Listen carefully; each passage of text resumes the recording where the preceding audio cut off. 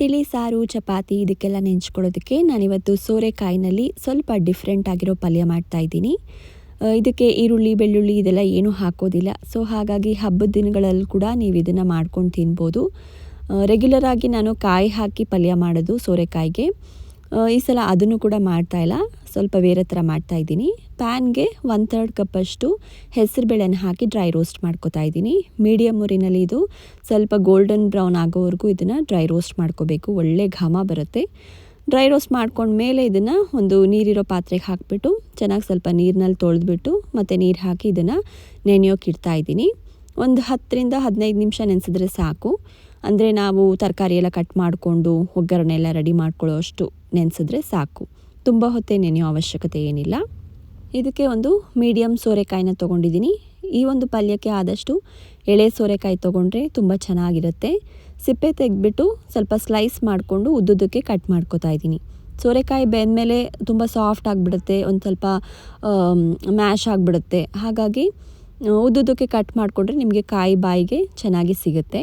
ಹಾಗೆಯೇ ಇದನ್ನು ಕಟ್ ಮಾಡ್ಕೊಂಡ್ಮೇಲೆ ಒಂದು ಸ್ವಲ್ಪ ಪಕ್ಕಕ್ಕೆ ಇಟ್ಬಿಟ್ಟು ಒಗ್ಗರಣೆ ಮಾಡ್ಕೊಂಬಿಟ್ರೆ ಆಗೋಯ್ತು. ತುಂಬ ಈಸಿ ಮಾಡೋದು. ಒಂದು 10 ನಿಮಿಷದಲ್ಲಿ ಈ ಒಂದು ಸೋರೆಕಾಯಿ ಒಂದು ಕಟ್ ಮಾಡಿ ಇಟ್ಕೊಂಡ್ಬಿಟ್ಟಿದ್ರೆ 10 ನಿಮಿಷದಲ್ಲಿ ಪಲ್ಯ ರೆಡಿ ಆಗಿಬಿಡುತ್ತೆ. ಹಾಗೆಯೇ ಇವಾಗ ಚಳಿಗಾಲ, ಚೆನ್ನಾಗಿ ತರಕಾರಿಗಳೆಲ್ಲ ಚೆನ್ನಾಗಿ ಸಿಗ್ತಾಯಿದೆ ಫ್ರೆಶ್ ಆಗಿ. ಈ ಒಂದು ಪಲ್ಯ ಮಾಡಿಕೊಂಡು ತಿಂದರೆ ವೆಯ್ಟ್ ಲಾಸ್ ಮಾಡ್ತಿರೋರು ಕೂಡ ಆರಾಮಾಗಿ ಇದನ್ನು ಮಾಡ್ಕೊಂಡು ತಿನ್ಬೋದು.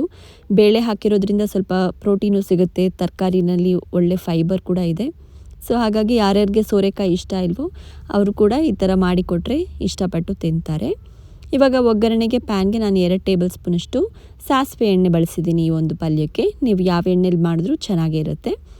ಸಾಸಿವೆ ಎಣ್ಣೆ ಹಾಕಿದರೆ ಮಾತ್ರ ಸ್ವಲ್ಪ ಚೆನ್ನಾಗಿ ಕಾಯಬೇಕು, ಇಲ್ಲಾಂದರೆ ಸ್ಮೆಲ್ ಬರುತ್ತೆ. ಇದಕ್ಕೆ 1 ಸ್ಪೂನಷ್ಟು ಜೀರಿಗೆ, ತುರಿದಿರೋ ಹಸಿ ಶುಂಠಿ, ಹಾಗೆಯೇ ಒಣಮೆಣಸಿನ್ಕಾಯಿ, ಹಸಿಮೆಣಸಿನ್ಕಾಯಿ ಎಲ್ಲ ಹಾಕಿಬಿಟ್ಟು ನೆನೆಸಿರೋ ಬೇಳೆನ ನೀರು ಚೆಲ್ಬಿಟ್ಟು ಹಾಕಿಬಿಟ್ಟು ಇದಕ್ಕೆ 1 ಸ್ಪೂನಷ್ಟು ನಾನು ಕಿಚನ್ ಕಿಂಗ್ ಮಸಾಲೆ ಹಾಕಿದ್ದೀನಿ.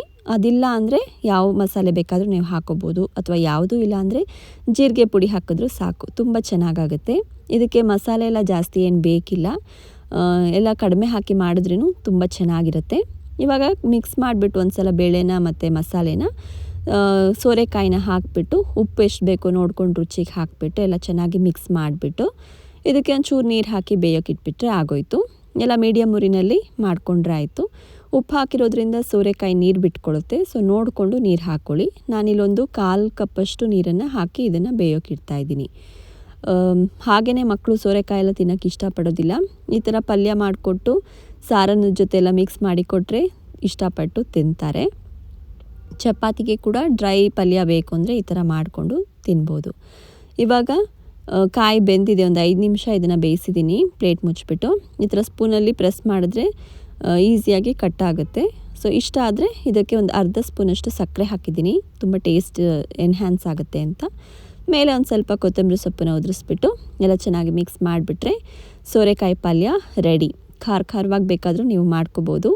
ಮಸಾಲೆ ಎಲ್ಲ ನಿಮ್ಮ ಟೇಸ್ಟ್ಗೆ ತಕ್ಕಂತೆ ಯಾವ್ದು ಬೇಕಾದರೂ ಹಾಕ್ಕೊಂಡು ಜಾಸ್ತಿ ಕಮ್ಮಿ ನೋಡ್ಕೊಂಡು ಹಾಕ್ಕೋಬೋದು.